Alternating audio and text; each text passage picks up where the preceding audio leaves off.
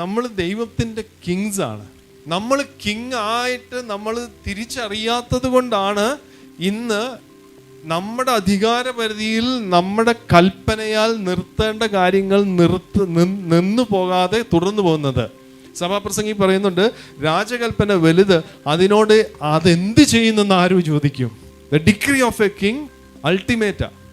ഞാനും നിങ്ങളും, അതുകൊണ്ടാണ് നിങ്ങൾ ഭൂമിയിൽ അഴിക്കുന്നതെല്ലാം സ്വർഗത്തിൽ അഴിയും, നിങ്ങൾ കെട്ടുന്നതൊക്കെ.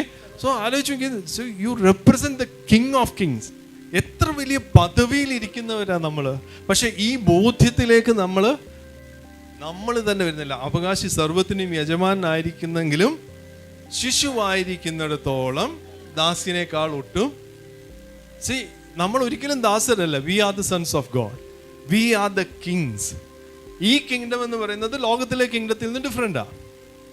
ഇന്ന് പല ചർച്ചുകളും കിങ്ഡം എന്ന് പറഞ്ഞ് പേരും വെച്ചുകൊണ്ട് കൺട്രോളിങ്ങും പരിപാടിയും ചെയ്യുന്നുണ്ട്. പക്ഷെ ഈ കിങ്ഡം എന്ന് പറഞ്ഞാൽ പ്രിസർവിങ്, നർച്ചറിങ്, പ്രൊട്ടക്റ്റിംഗ് ആണ്.